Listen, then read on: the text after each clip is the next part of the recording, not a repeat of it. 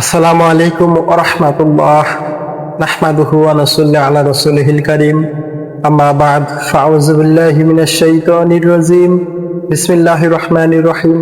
সমস্ত প্রশংসা একমাত্র মহান রব্বুল আলামিনের জন্য নিবেদন করছি। আলহামদুলিল্লাহ। শান্তি অবতীর্ণ হোক সেই মানবতার দূত বিশ্বনবী মুহাম্মদ সাল্লাল্লাহু আলাইহি সাল্লামের উপরে।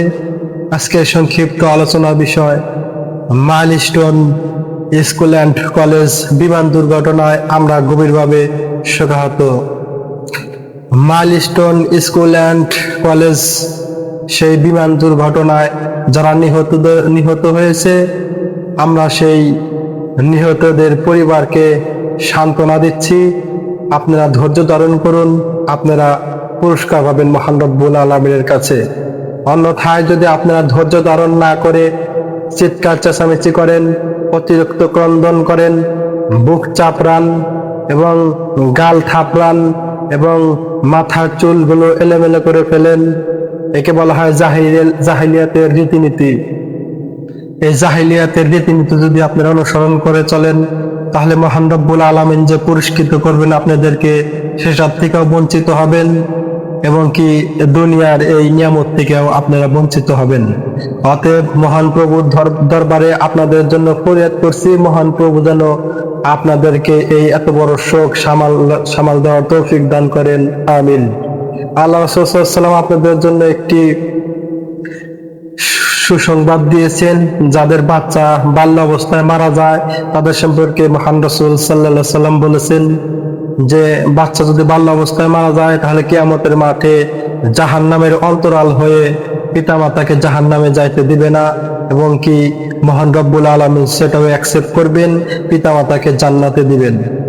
অতএব যদি আপনি সত্যিকারের ধৈর্য ধারণ করতে পারেন, মহান রব্বুল আলামিন আপনাকে কিয়ামতের মাঠে পুরস্কৃত করবেন। আপনি সেই সন্তানের বদলতে, সন্তানের ওসিলায় আপনি হতে পারবেন জান্নাতি ইনশাআল্লাহ।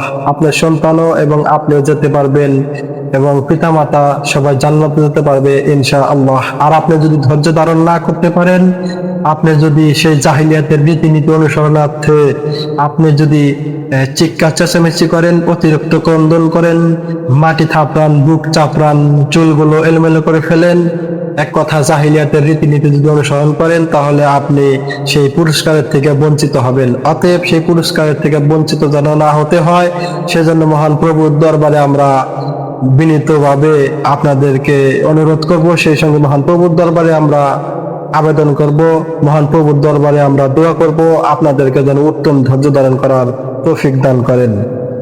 যারা আহত হয়েছে হাসপাতালে এবং চিকিৎসাধীন অবস্থায় রয়েছে, মহান প্রভু তাদের অতি দ্রুত সুস্থতা দান করেন, আমিন। তো এই বলে আমি আমার সংক্ষিপ্ত আলোচনা এখানে শেষ করছি। সুবহানাকা আল্লাহুম্মা বিহামদিকা আশহাদু আল্লা ইলাহা ইল্লা আনতা আস্তাগফিরুকা ওয়া আতুবু ইলাইক। আসসালামু আলাইকুম ওয়া রাহমাতুল্লাহ।